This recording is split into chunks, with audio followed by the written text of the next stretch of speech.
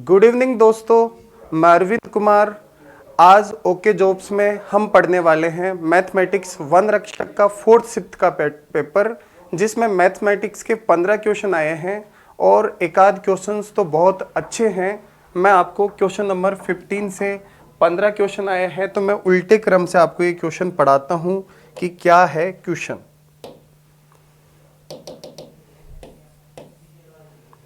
देखिए, question number 15 में बोल रहा है ए, थोड़ा सा मैं बोर्ड बड़ा कर लेता हूँ। ये क्वेश्चन बहुत अच्छा है और बहुत परेशान करा होगा बच्चों को, पेपर में नहीं हुआ होगा 50% बच्चों से। तो ए बी के समय के में 4/5 दिन लेता है। बी के समय में 4/5 दिन लेता है और एक साथ कार्य करते हुए उन्हें पूरा कार्य करने के लिए 20/3 दिनों की आवश्यकता होती है। तो बी की दक्षता क्या होगी ये पूछ रहा है।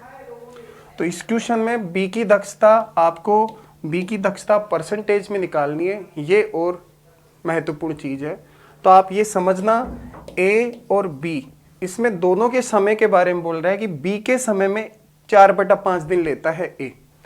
तो बी का समय आप 5 मान लो, तो इसके 5 समय लेता है, तो इसका 4/5 समय लेता है ए। तो इसका 4/5 निकालोगे तो 4 समय लेगा ए। और अगर मेरे को इनकी एफिशिएंसी निकालनी है तो उल्टी हो जाएगी। इनकी कार्य क्षमता का अनुपात निकालना है तो अपोजिट आ जाएगा, 5:4। अब वो कह रहा है कि 20/3 दिन में होता है, 20/3 डेज में होता है टोटल 100% वर्क। मैं परसेंटेज में कन्वर्ट करना चाहता हूं टोटल वर्क को, ताकि बी की दक्षता आपको दिखाई दे परसेंटेज में। तो 20/3 दिन में करते हैं टोटल दोनों मिलके 100% काम। तो मैं निकालूंगा, बताओ एक दिन में वो कितना काम कर पाएंगे। तो 100% 20/3 उस पक्ष में जाके 3/20 हो जाएंगे, जिससे मेरा निकल कर आएगा परसेंटेज 15। तो भाई एक दिन में दोनों 15% काम करते हैं और अनुपात बोल रहे हैं टोटल 9 यूनिट बराबर 15%। तो 9 यूनिट बराबर 15%, तो 1 यूनिट का मान आ जाएगा 15/9%, जिसमें आपसे पूछा गया है बी की दक्षता क्या होगी। तो बी की दक्षता होगी 4 यूनिट, यानी कि 1 यूनिट बराबर 15/9%। तो 4 यूनिट का मान निकालने के लिए आप 4 से गुणा कर दोगे तो 60/9%, और 60/9% को काटोगे तो 20/3%, जिसका अर्थ होता है 6 सही 2/3% आपकी बी की दक्षता आ जाएगी इस क्वेश्चन में। बिल्कुल समझ में आ गया होगा सब भाइयों को, बी की दक्षता आपकी आ जाएगी इतनी। ए और बी, वो बोल रहा था कि ए बी के समय में 4/5 दिन लेता है। बी के समय में 4/5 दिन लेता है, तो ऐसे ही होगा। ठीक है, ए बी के समय का 4/5 दिन लेता है, तो बिल्कुल सही है। इस तरीके से आपका क्वेश्चन हो जाएगा, 6 से 2/3% आपका आंसर आ जाएगा। क्वेश्चन हम और लेते हैं नंबर 14। क्वेश्चन नंबर 14 पढ़िए।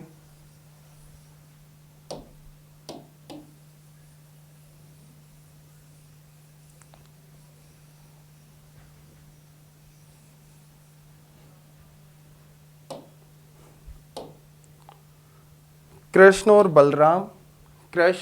बलराम की आयु का अनुपात 3:4 दे रखा है। कृष्ण और बलराम की आयु का अनुपात 3:4 दे रखा है और 4 साल पहले यह अनुपात 5:7 था। यहाँ से 4 साल पहले की उम्र निकालने के लिए मुझे 4 कम करना पड़ेगा। 4 ईयर मैंने कम कर दिया, 4 ईयर कम करना पड़ेगा। तो इनका अनुपात 5:7 था और पूछ रहा है वर्तमान आयु ज्ञात कीजिए कृष्ण और बलराम की।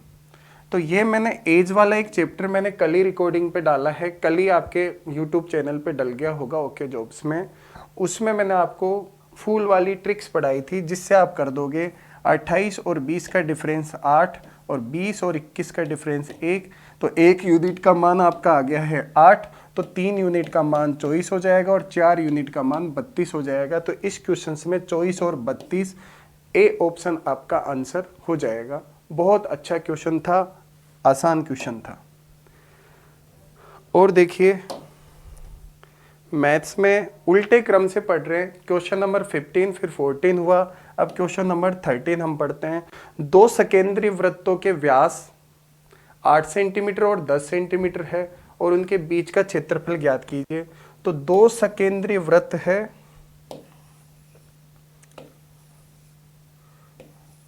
और इनके व्यास 8 और 10 है, तो त्रिज्या हो जाएगी 4 और 5। त्रिज्या 4 और 5 हो जाएगी और इनके बीच का क्षेत्रफल ज्ञात करना है।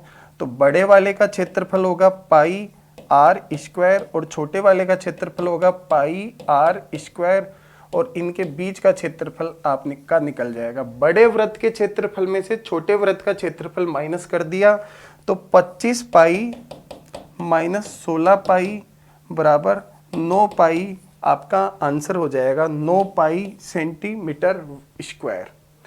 13वें क्वेश्चन में आपका बी ऑप्शन आंसर होगा। अब क्वेश्चन नंबर 12 देखिए। क्वेश्चन नंबर 12 देखोगे,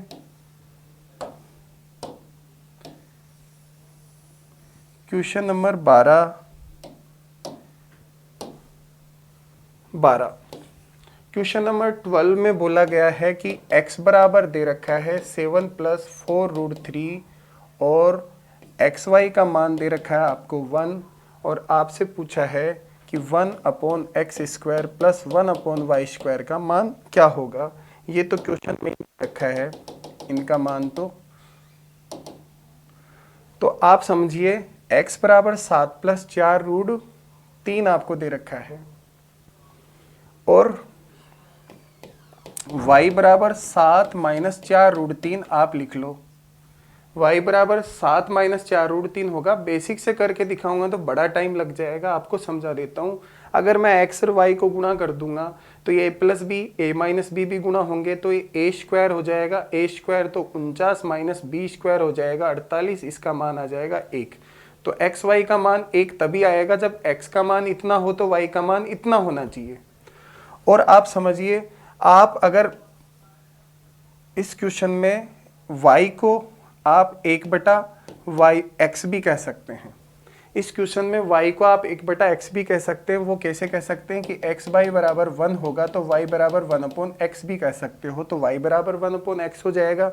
और x और 1/x को अगर आप जोड़ोगे तो आपका ये कट के 7 और 7 14 हो जाएगा और x² + 1/x² बराबर आपने मेथड पढ़ा होगा n² - 2। तो n का मान 14 रखो तो 196, 14 का स्क्वायर 196 - 2 बराबर 194 आपका इस क्वेश्चन में आंसर होगा। तो सी ऑप्शन इस क्वेश्चन में आपका आंसर आ जाएगा। और आगे का क्वेश्चन पढ़ते हैं। अगला क्वेश्चन है नंबर 11। मैं उल्टे क्रम में पढ़ा रहा हूं आपको क्वेश्चन नंबर अब पढ़ेंगे 11। क्वेश्चन नंबर 11 देखिए। 8% प्रति वर्ष की दर से 5 वर्षों में 580 रुपये के ऋण का भुगतान किस वार्षिक भुगतान से होगा। तो ये समझिए, अगर मैं हर वर्ष 100% भुगतान करता हूँ तो एक वर्ष के बाद में 8% ब्याज, अगले वर्ष 108% करूँगा, अगले वर्ष फिर 8% ब्याज, फिर 8% और ऐड कर दो 124%, फिर 8% और ऐड कर दो 132%। तो 5 वर्ष में टोटल 580% का भुगतान करूँगा, जिसको वो 580 रुपये बता रहा है। तो 580% बराबर 580 रुपये हैं, तो 100% बराबर 580% 580 रुपये के बराबर है, तो 100% बराबर 100 रुपये के बराबर होगा। और अगले साल भी 100 100 100 और ये जो एक्स्ट्रा है ये तो आपका ब्याज है। आपको प्रति वर्ष 100 ही तो देना है, तो वार्षिक भुगतान 100 का करना है, साथ में ब्याज अपने आप ऐड होता जाएगा। तो क्वेश्चन नंबर 11 में आपका आंसर हो जाएगा ए ऑप्शन, 100 का भुगतान आपको प्रत्येक वर्ष करना पड़ेगा। अगर आपको और ज़्यादा बेसिक से पढ़ना है तो जब ये चक्रवर्ती ब्याज, साधारण ब्याज चैप्टर चलेगा तब मैं आपको ये बहुत अच्छे से समझा दूंगा। क्वेश्चन नंबर 10 देखोगे। क्वेश्चन नंबर 10 में एक कार की कीमत एक बाइक की कीमत से 400% अधिक है। एक कार की कीमत बाइक की कीमत से 400% अधिक है। तो कार की कीमत और एक बाइक की कीमत, बाइक की कीमत 100 है तो 400% ज़्यादा है, 500 है। और वो बोल रहा है कि कार की कीमत 15% बढ़ जाती है। तो कार की कीमत 15% बढ़ जाती है, बाइक की कीमत 20% बढ़ जाती है। तो पाँच तो कारें लेनी है, ये 5 कार लेनी है और 10 बाइक लेनी है। तो 5 कारों के हिसाब से, ठीक है। तो एक बात ध्यान रखना, 500 का 15% 15 नहीं होता, 75 होता है, और 100 का 20% तो 20 ही होता है, ये कर लेना।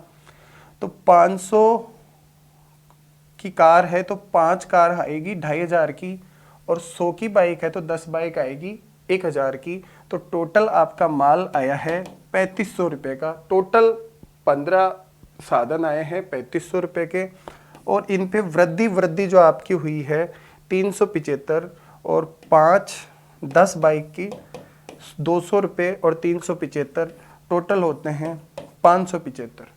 575 परसेंटेज में इनको बदल दो, परसेंटेज में आपकी वृद्धि आ जाएगी। टोटल 2 जीरो से आपके 2 जीरो कट गए हैं, और 5 से काट दोगे आप तो 5 से कट गया है 115 बार, 5 से कट गया है 7 बार, और 7 का भाग दोगे आप, 7 एकम 7 गया तो 4 बच गया, 7 छक्का 42 गया तो 3/7, 16 से ही 3/7% आपका आंसर आ जाएगा। इस क्वेश्चन में बी ऑप्शन आपका आंसर है। अच्छा क्वेश्चन था। और देखिए क्वेश्चन नंबर 9 पढ़ेंगे। क्वेश्चन नंबर 9 क्या पूछा है, देखिए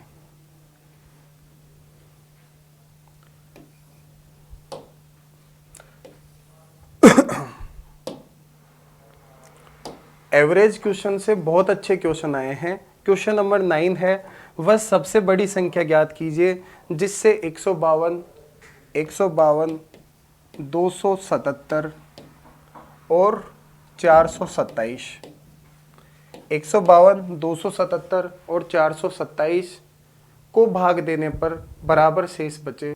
तो इस तरीके का क्वेश्चन आए तो आप देख लिया करो इनका डिफरेंस कितना है। तो ये इससे 125 अधिक है, और ये इससे कितना अधिक है, तो ये इससे 150 अधिक है।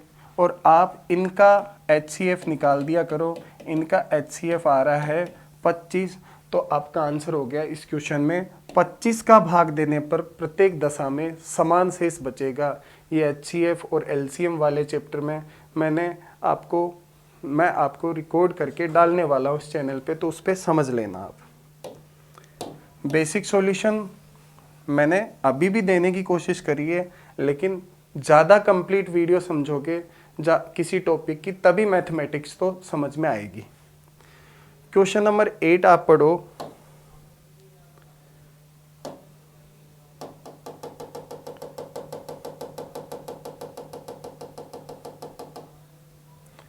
क्वेश्चन नंबर 8 पढ़ोगे। यदि किसी समचतुर्भुज का एक विकर्ण उसकी भुजा के बराबर हो तो समचतुर्भुज के विकर्णों का अनुपात क्या होगा। कोई समचतुर्भुज है जिसका एक विकर्ण उसकी एक भुजा के बराबर है, उसका एक विकर्ण कुछ भी मान लेंगे अपन। अभी देखो, एक विकर्ण उसकी भुजा जैसे मैं मान लेता हूँ, उसकी भुजा है 1 1 1 1 नहीं 2 मान लीजिए, 2 2 2 अगर उसकी भुजा है तो एक विकर्ण भी 2 ही आएगा, और दोनों विकर्ण एक दूसरे को लंबवत समद्विभाजित करते हैं। तो ये वाला विकर्ण भी 2 ही है, तो एक इधर रह जाएगा और एक इधर रह जाएगा। तो आपसे पूछ रहा है ये 90 डिग्री का है, तो पाइथागोरस लगा के निकालोगे तो ये √3 आ जाएगा, और ये भी √3 हो जाएगा। तो एक विकर्ण तो आपका 2 है और दूसरा विकर्ण आपका 2 √3 होगा। तो दोनों विकर्णों का अनुपात आपका आएगा 1 अनुपात √3। तो इस क्वेश्चन में आपका आंसर हो जाएगा सी ऑप्शन। दोनों विकर्णों का अनुपात क्या होगा, तो √3:1 आपका आंसर हो जाएगा क्वेश्चन नंबर 8 में। क्वेश्चन नंबर 7 देखिए। क्वेश्चन नंबर 7 देखिए, ये भी ज्योमेट्री का क्वेश्चन है। इसमें दो लाइन L1 और L2, दो लाइन आपको पैरेलल दे रखी है। और अच्छे से समझा देता हूँ, चित्र थोड़ा बड़ा कर देता हूँ मैं मेरा वाला। दो लाइन L1 और L2, दो लाइन पैरेलल दे रखी है, या फिर मैं चित्र में ही समझा देता हूँ। और जो समांतर लाइन होती है उनमें क्या होता है, ये अल्टरनेट एंगल बराबर होते हैं। तो एंगल यहाँ पे x दे रखा है और यहाँ पे z दे रखा है, ये दोनों एंगल आपके बराबर होंगे। और आपको ये पता होगा कि ये दोनों एंगल का सम और इनका जोड़ 180 डिग्री होगा। यहाँ 20 डिग्री दे रखा है और यहाँ पे 62 डिग्री दे रखा है। तो 62 और 20 हो जाएगा, 62 और 20 82 हो जाएगा। तो आपका ये जो x का मान है वो 90-80 तो बचेगा, टोटल 180 तभी तो होगा। और ये x का मान जितना होगा तो इसका अल्टरनेट एंगल z भी 90-80 होगा, ये भी 90-80 होगा। और फिर आप समझो कि ये दे रखा है आपको 46, ये दे रखा है आपको 46 और ये 98 है। तो 46 और 98 144 हो गया। तो y का मान 36 हो जाएगा। और आपसे पूछा है x, y और z का मान क्या होगा, तो y का मान तो 36 है, x का मान 98 है, z का मान भी 98 है। तो इस क्वेश्चन में आपका बी ऑप्शन आंसर हो जाएगा। देखो बी ऑप्शन में दे रखा है 98, बी ऑप्शन दे रखा है 98, थोड़ा दिख रहा नहीं होगा आपको ऑप्शन, 98, 36 और 98, 98, 36 और 98, ये ऑप्शन आपके आंसर होंगे क्वेश्चन नंबर 7 में। और अगला क्वेश्चन हम पढ़ेंगे नंबर 6। क्वेश्चन नंबर 6 आप देखिए। हाँ, क्वेश्चन नंबर 6 आपने देखा होगा कल के इवनिंग वाले बैच में भी ये क्वेश्चन आया था, लेकिन वो क्वेश्चन गलत था। इस वजह से इसका सही क्वेश्चन बना के उसी तरीके का क्वेश्चन आज फिर से आ गया है। क्वेश्चन नंबर 6, हम किसी भिन्न को स्वयं से गुणा करें, तो कोई भिन्न x बटा वाई मान लो, उसको स्वयं से गुणा करें और उसके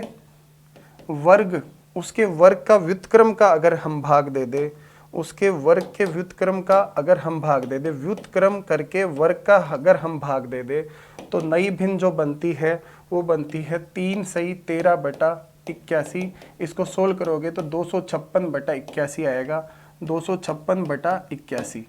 और इनको गुणा करोगे एक्स स्क्वायर से गुणा करोगे x की पावर 4 और ये आएगा y की पावर 4 बराबर 256 बटा 81 को आप कह सकते हो 4 की पावर 4 अपॉन 3 की पावर 4, 4 पावर से 4 पावर कट जाएगी, मूल भिन्न आ जाएगी 4/3।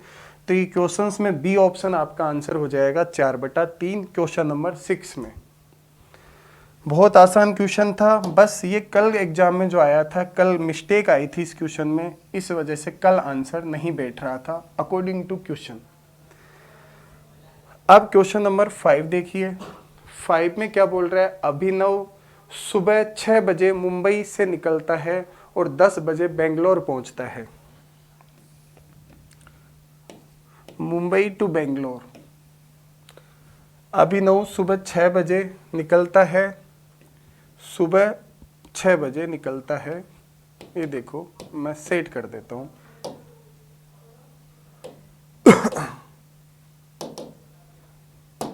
छः बजे निकलता है और इवनिंग को और दिन में 10 बजे वहाँ बेंगलोर पहुँचता है अभिनव, ठीक है।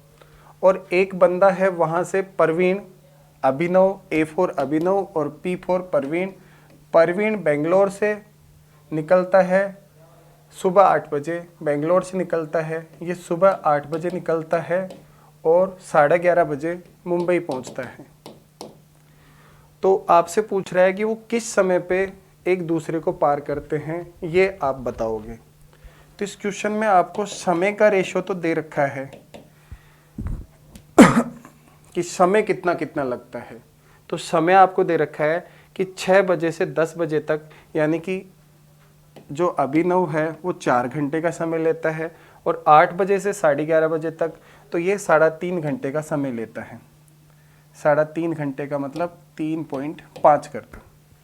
और इनकी चाल आपको पता है समय का उल्टा होती है, तो आपकी चाल का अनुपात आ जाएगा 7:8।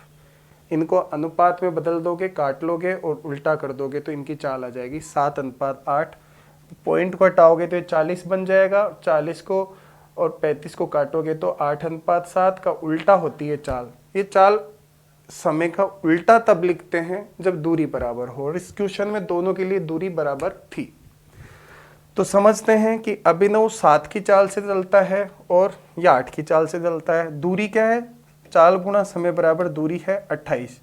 तो माना ये दूरी है 28 किलोमीटर की, और ये 4 घंटे का समय, ये इतना समय, ये इतनी किलोमीटर पर घंटे की चाल से, इतनी किलोमीटर पर घंटे की चाल से चलता है।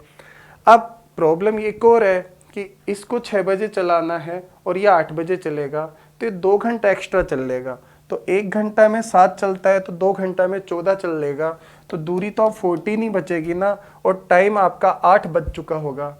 और 8 बजे के बाद में दोनों की चाल आमने सामने की, 15 का हम भाग दे देंगे और इसको समय को मिनट में कन्वर्ट कर देंगे, तो आपका आ जाएगा 14 चौके 56 मिनट और लगेंगे। तो 8:56 पे ये दोनों मिलेंगे। तो इस क्वेश्चन में आपका आंसर आ जाएगा 8:56।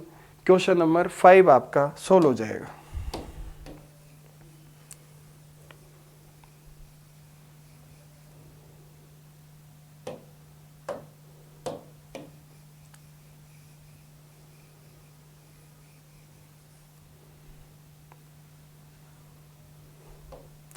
क्वेश्चन नंबर 4 पढ़िए। क्वेश्चन नंबर 4 में बोल रहा है निम्नलिखित में से कौन सा अभाज्य संख्या है। तो 241, 337 और 391 और 571 में से कौन सी अभाज्य संख्या है। तो मुझे बताओ, चारों सबसे बड़ा 571 है, तो 571 से जस्ट बड़ा हो ऐसा कौन सी संख्या है जिसका वर्ग 571 से जस्ट बड़ा होता है। तो 24 का वर्ग 576। तो 24 तक की अभाज्य संख्या होती है 2, 3, 5, 7, 9, 11, 13, 17, 19 और 23। तो इन सब का भाग जाता है, सब में से किसी एक का भी भाग चला जाता है, तो ये सारी अभाज्य संख्या नहीं है। और अगर किसी में भी सब संख्याओं का भाग, किसी का भी भाग इनमें नहीं जाता है, तो वो संख्या अभाज्य संख्या है। तो पूछ रहा है कौन अभाज्य संख्या है। तो मैं चेक करता हूँ, 241 को 2 का भाग भी नहीं जाता, 3 का भी नहीं जाता, 5 का भी नहीं जाता और 7 का भी नहीं जाता, और 7 के बाद में 11 का भी भाग इसमें नहीं जाता, 13 का भी भाग, 13 एकम 13 गया तो 11 बच गया, 13 का भी नहीं जाता, 17 का भी भाग, 17 एकम 17 गया तो नहीं जाता, 19 का भी भाग नहीं जाता। तो ये तो अभाज्य संख्या है। तो पहली वाली तो अभाज्य संख्या है, दूसरी वाली अभाज्य संख्या है कि नहीं है। 2 का भी भाग नहीं जाता, 3 का भी भाग नहीं जाता, 5 का भी भाग नहीं जाता, 7 चौके 28 गया तो 5, 7 का भी नहीं जाता, 11 का भी नहीं जाता, 13 दूनी 26 गया तो 7, 13 का भी नहीं जाता, 17 दूनी 34 गया, 17 एकम 17, 16 बचेगा, 17 का भी भाग नहीं जाता, 19 का भी भाग नहीं जाता। ऐसे देख लोगे तो ये भी अभाज्य संख्या है, सेकंड भी है भाई। और थर्ड, 2 का भाग नहीं जाता, 3 का भी नहीं जाता और 5 का भी नहीं जाता, 7 पंजो 35, 7 का भी नहीं जाता, 11 का भी नहीं जाता, 13 दूनी 26, 13 39, 13 का भी नहीं जाता, 17 दूनी 34 गया, 34 गया तो क्या बचेगा, 5, 17 × 51, 17 का इसमें भाग जा रहा है, तो 17 का भाग जा रहा है, तो ये तो भाई अभाज्य संख्या नहीं है। और 571 में देख लीजिए, 2 का भी नहीं जाता, 3 का भी भाग नहीं जाता, 5 का भी नहीं जाता, 7 का देकर देख लो, 7 8 56, 7 का भी नहीं जाता, 11 का भी इसमें भाग नहीं जा रहा, 13 का 13 चौके 52 गया तो 5, 13 का भी नहीं जाता, 17 × 51 गया तो 17 का भी नहीं जाता, 19 × 57 गया, ऐसे भी नहीं जाता, 23 दूनी 46 गया, 46 जाने के बाद जो बच रहा है उसमें भी नहीं जाता, तो भाई ये भी अभाज्य संख्या है। तो फर्स्ट, सेकंड और थर्ड, फर्स्ट, सेकंड और थर्ड, फर्स्ट, सेकंड और थर्ड,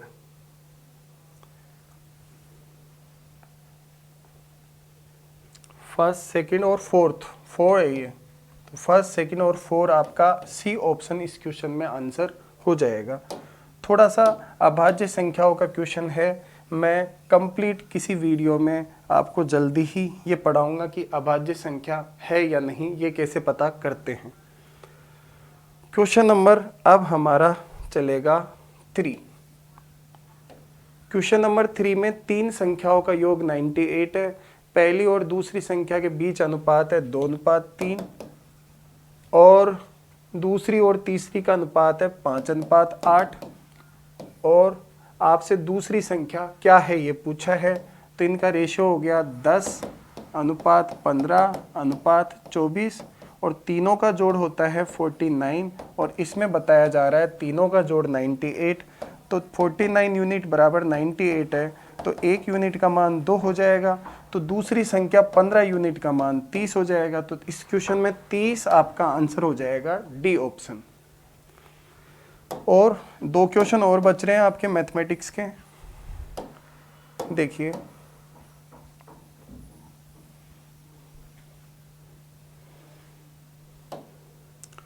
दो क्वेश्चन और बच रहे हैं आपके मैथमेटिक्स के।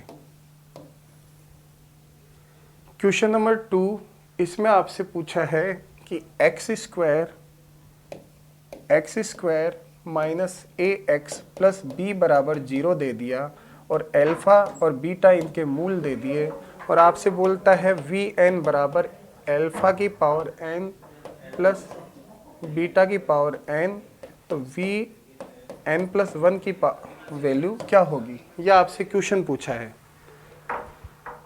क्वेश्चन वैसे तो अजीब तरीके का लग रहा है, अगर इसे पूरे बेसिक से करे तो फालतू में ही टाइम वेस्ट होगा और एग्जाम में ऐसे क्वेश्चंस पूरे बेसिक से नहीं करे जाएंगे।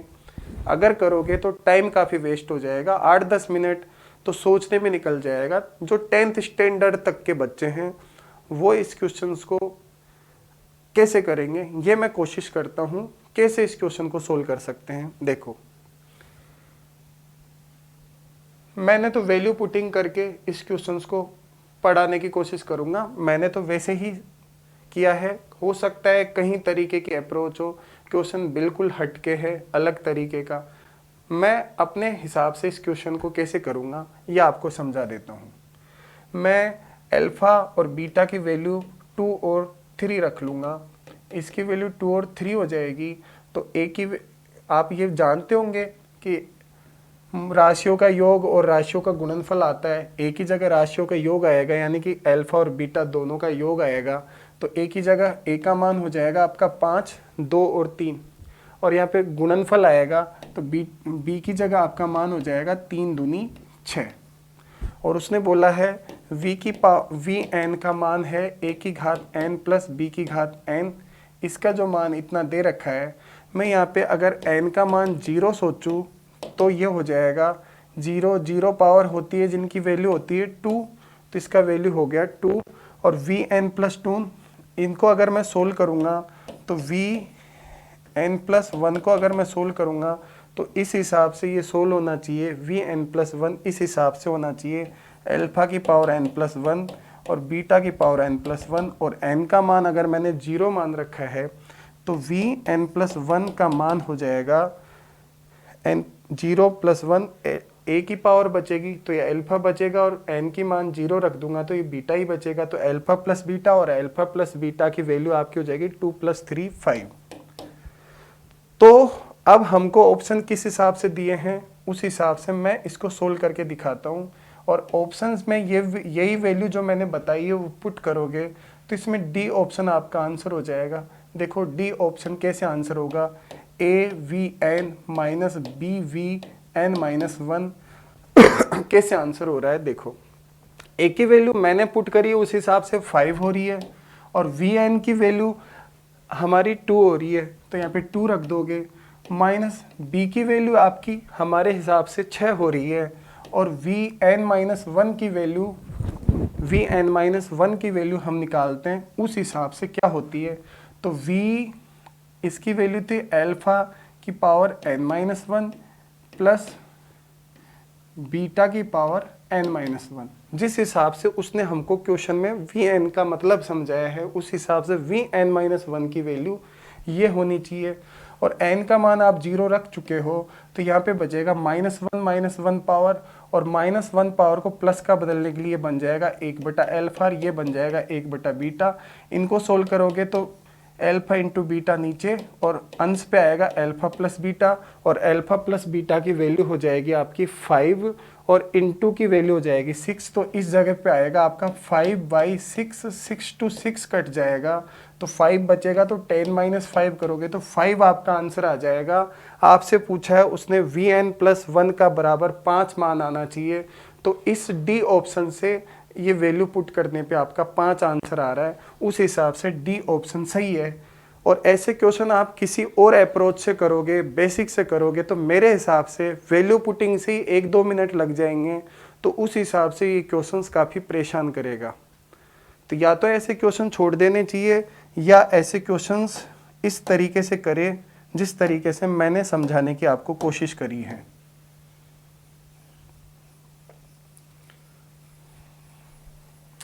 हो सकता है सबका अलग अलग दिमाग है, मुझे ये क्वेश्चन ऐसे समझ में आया तो मैंने इसको ऐसे समझाने की कोशिश करी अकॉर्डिंग टू एग्जाम।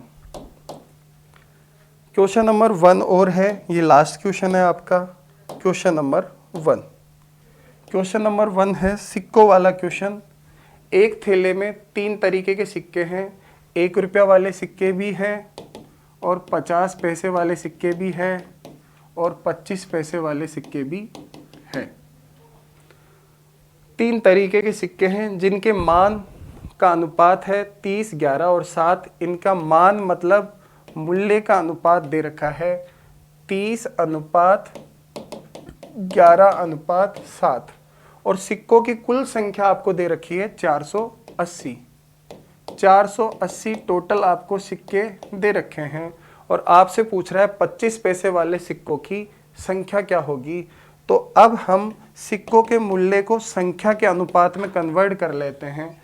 तो बताइए 1-1 रुपये का मूल्य अगर 30 रुपया हो रहा है तो सिक्के कितने आएंगे, 30 ही तो सिक्के होंगे 1-1 रुपये के।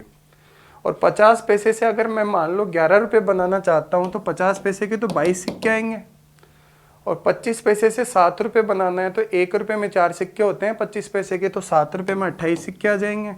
और ये टोटल हो रहा है 28 और 22, 50 और 30, 80। तो 80 यूनिट का मान आपको दे रखा है 480 सिक्के। 1 यूनिट का मान हो जाएगा 6 सिक्के। 1 यूनिट का मान 6 सिक्के हो जाएगा तो आपसे 25 पैसे वाले सिक्के पूछ रहा है। तो 1 यूनिट का मान 6 सिक्के है तो 28 यूनिट का मान 6 से गुणा कर लीजिए। 8 छक्की 48 के 8 हासिल के 4, 6 दूनी 12 और 4 16, 168 सिक्के, यानी कि सी ऑप्शन इस क्वेश्चन में आपका आंसर हो जाएगा। तो ये आपकी मैथमेटिक्स हो गई। थैंक यू दोस्तों।